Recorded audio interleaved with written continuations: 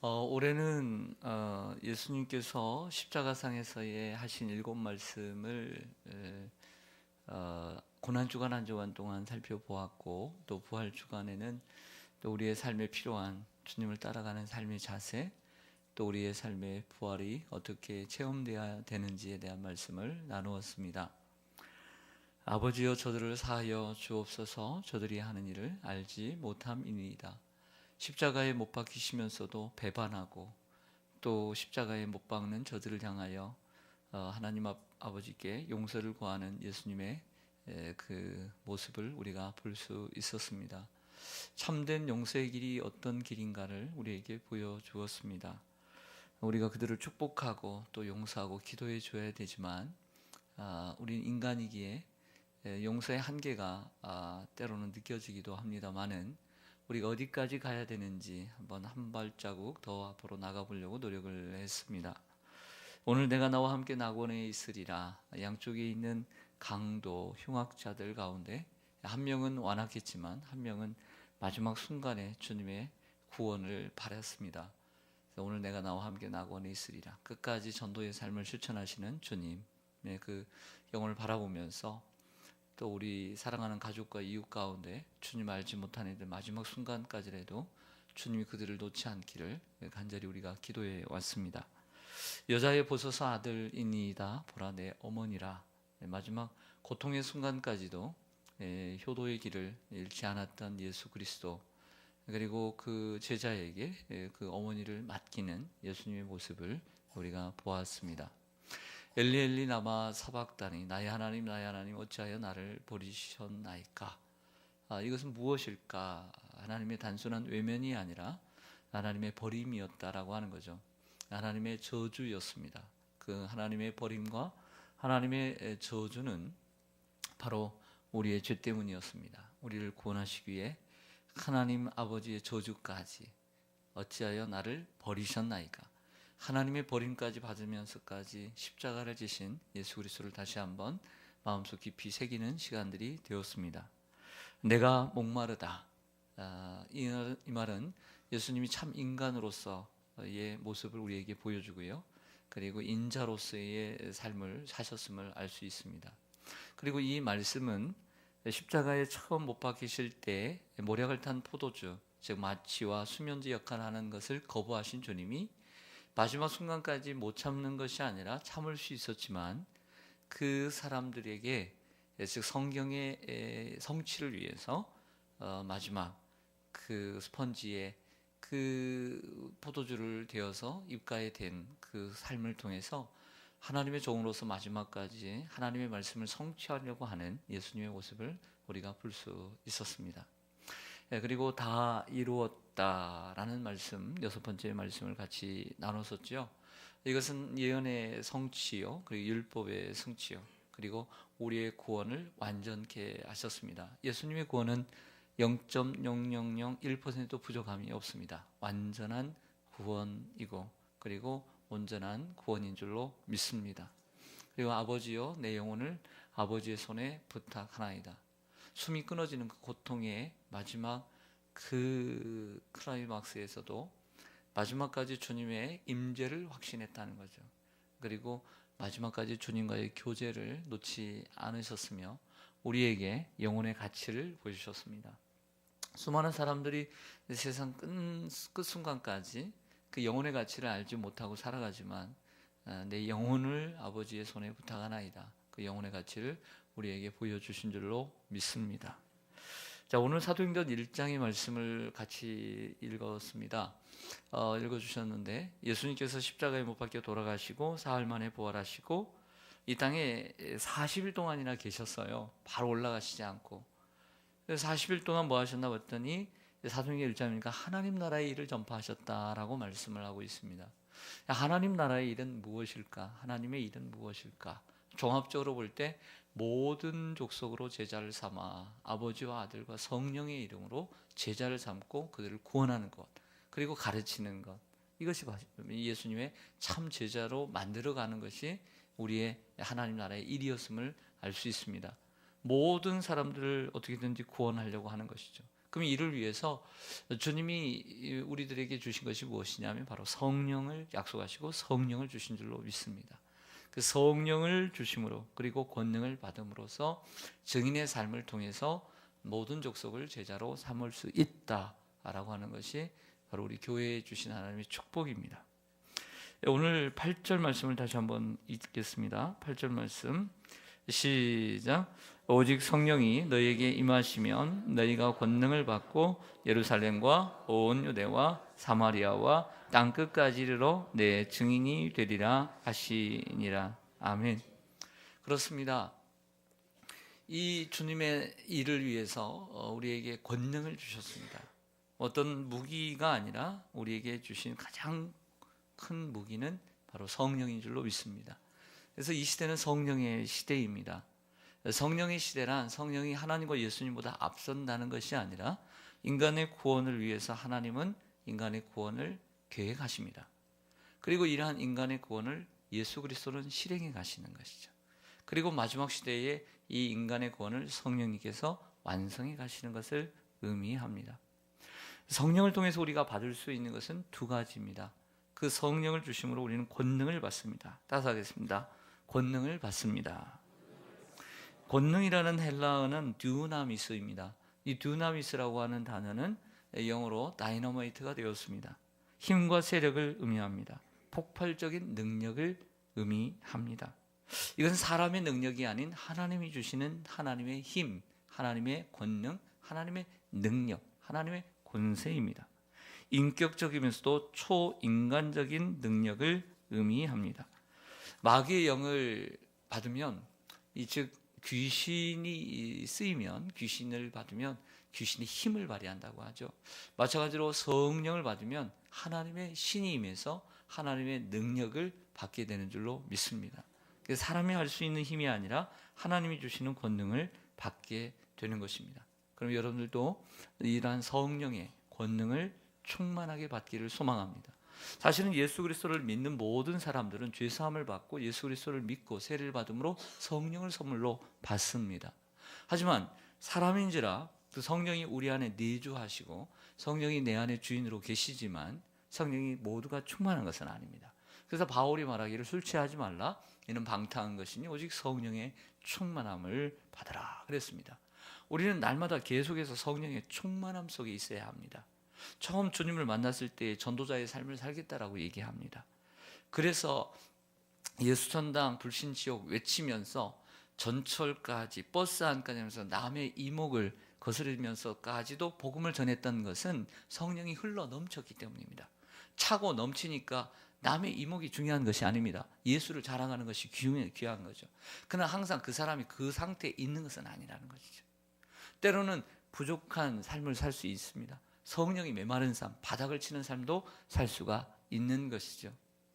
그러나 주님 우리에게 원합니다. 바울처럼, 전도자들처럼 성령의 충만함을 입어야 된다는 거예요.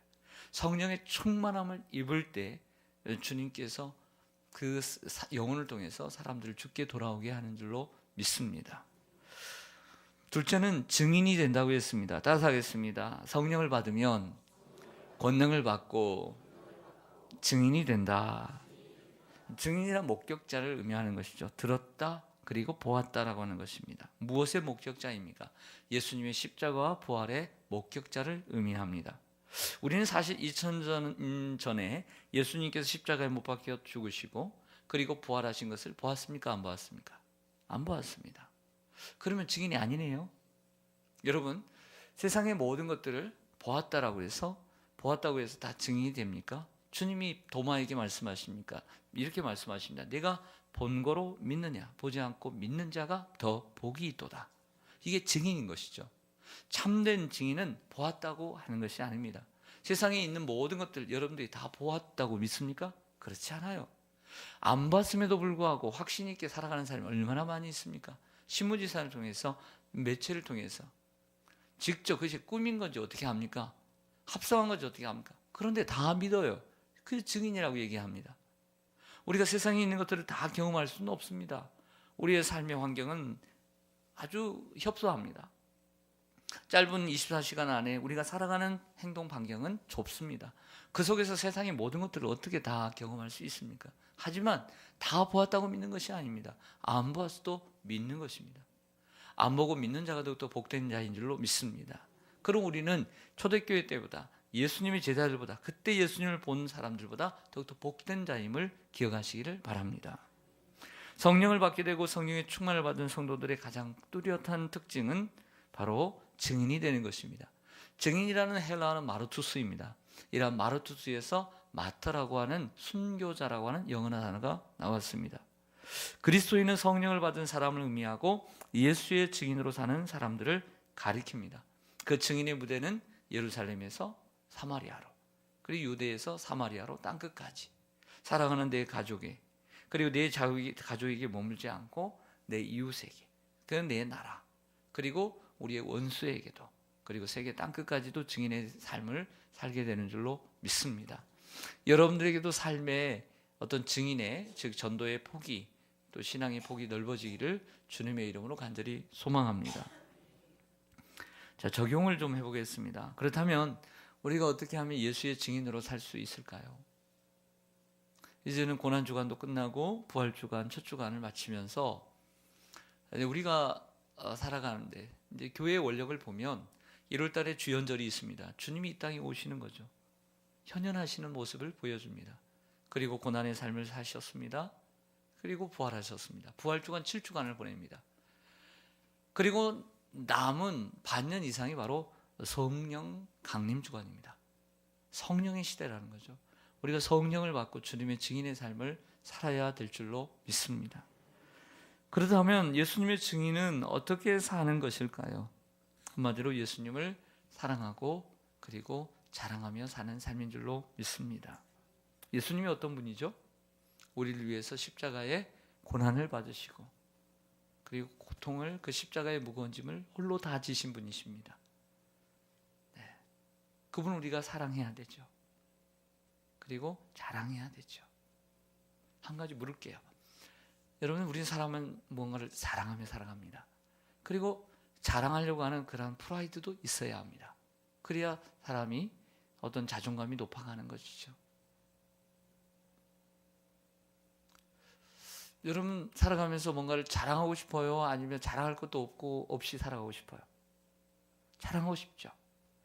생각해 보세요. 여러분이 요즘 현재 그리고 과거에 정말 무엇을 자랑하며 살았습니까? 그리고 지금 여러분 무엇을 자랑하고 계십니까?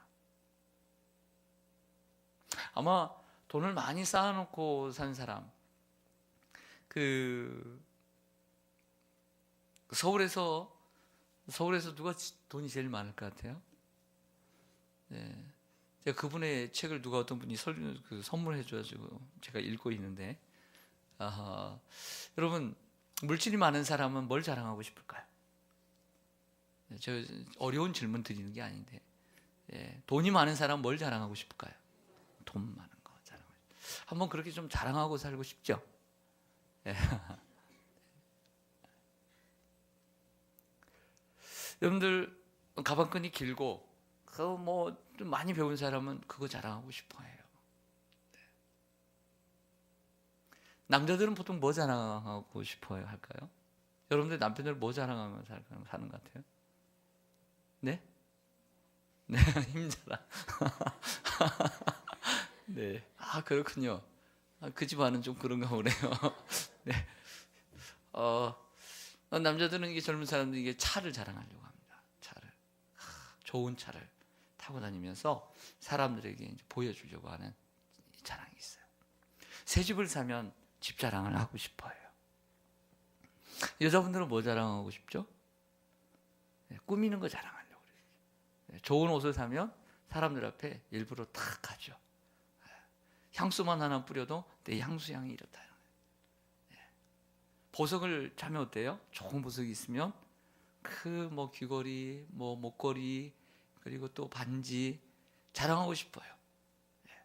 그게 나쁘다는 건 아니에요. 그게 인간의 본성이라는 거죠. 왜? 내게 좋은 거 있으면 자랑하고 싶은 거죠.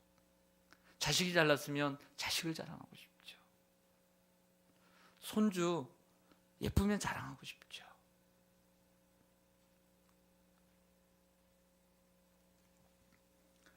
우리는 자랑하는 것이 나쁘다는 건 아니에요. 자랑하는 건 나쁜 게 아니라 자랑하는 것이 있다면 참 얼마나 감사하고 행복한 일입니까? 할렐루야. 그게 행복한 거죠. 그거 버리지 마세요. 그게 자랑이죠. 감사한 일이죠. 그런데 여러분, 한번 생각을 해보죠. 우리가 이처럼 정말 너무너무 감사해서 예수님의 십자가에 이렇게 고난에 동참을 하고 정말 내가 잠본데 잠도 이기면서 이렇게 새벽을 깨우고 올라왔어요. 예수님 너무 사랑하고 싶어서 또 사랑해서 왔어요. 근데 우리의 삶에는 정말 얼마나 내가 삶 속에서 얼마나 예수님을 정말 자랑하며 사는가를 한번 생각해 보자 이거죠. 어떻게 그렇게 정말 사십니까? 자, 우리 자신 한번 돌아보죠.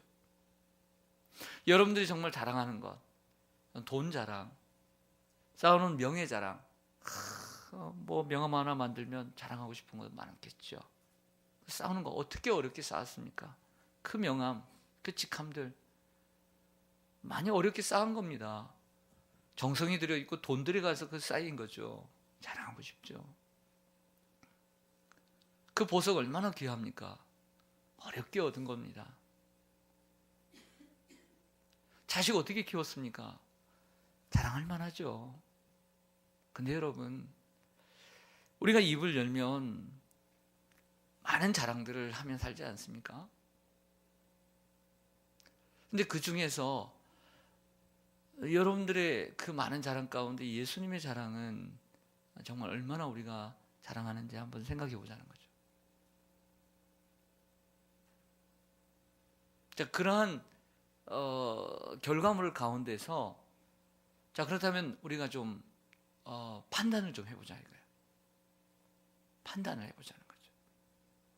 내 마음속에서 끓어오르는 자식 자랑, 내 마음속에서 끓어오르는 외모 자랑, 옷 자랑, 보물 자랑, 차 자랑, 집 자랑, 힘 자랑, 권력 자랑, 막 하고 싶어서 막 끓어오르는 그 마음, 그게 나에게 예수님 자랑이 그만큼 나에게 있었나? 그리고 어디 누구를 차를 타고 가든지 가다 보면 자랑은 하는데 그 자랑 가운데 정말 예수의 자랑이 있었나? 정말 내가 예수를 자랑하고 싶은 그 마음이 끌어올랐다면 분명히 흘러 넘쳐서 사람들에게 내가 입을 열 때 그 자랑보다 주님의 자랑이 많았을 텐데, 많지 않았다면 결과론적으로, 원인론적으로 볼 때는 마음속에서 예수의 자랑을 하고 싶은 마음이 끌어오르지 않았다, 이렇게 결론을 내릴 수밖에 없다는 것이죠. 그럼 먼저는 우리는 기도해야 합니다. 하나님, 내가 입술로는 예수님 자랑하고 예수님 사랑한다고 했지만 내가 세상에 가지고 있는 사람들 앞에 보여주고 했던 그 자랑보다 사실 못했습니다. 먼저는 내 마음속에 예수님의 가치가 더욱더 커지기를 소망합니다. 끌어오르는 마음이 있기를 원합니다. 타오르는 마음이 있기를 원합니다. 흘러넘치는 마음이 있기를 원합니다. 그 마음 달라고 먼저 기도해야 돼요. 그 마음 없이 어떻게 자랑합니까? 막 입이 근질근질 해가지고 자랑하고 싶은 게 얼마나 많습니까? 많죠. 그런데 그렇게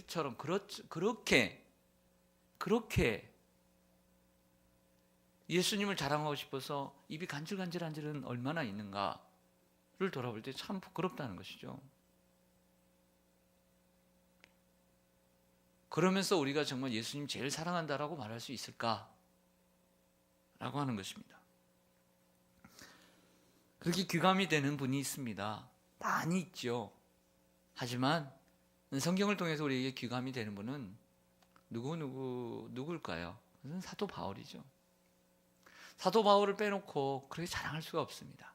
사도 바울은 세상에 자랑할 것이 너무나 많았다고 얘기합니다. 출생부터 시작해서 성장이니까지 지금까지 쌓아오는 것까지. 하지만 예수 그리스도를 아는 것이 가장 고상하다. 즉 이 말은 예수 그리스도의 가치가 최고임을 깨달았다. 그래서 세상의 모든 자랑하던 것들을 배설물처럼 버렸다라고 얘기합니다. 갈라디아서 6장 14절에서는 그러나 이제는 내게는 예수 그리스도의 십자가 외에 결코 자랑할 것이 없나니 내가 예수 그리스도의 십자가에 못 박혔고 주님이 나를 위해 십자가에 못 박혔기 때문이다 라고 말하고 있습니다.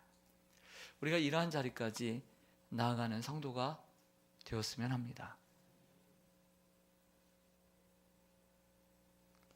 정말 예수를 자랑하고 싶어서 그 예수를 자랑하는 마음이 우리의 마음속에 꽉 끓어오르고 차고 넘치기를 간절히 소망합니다.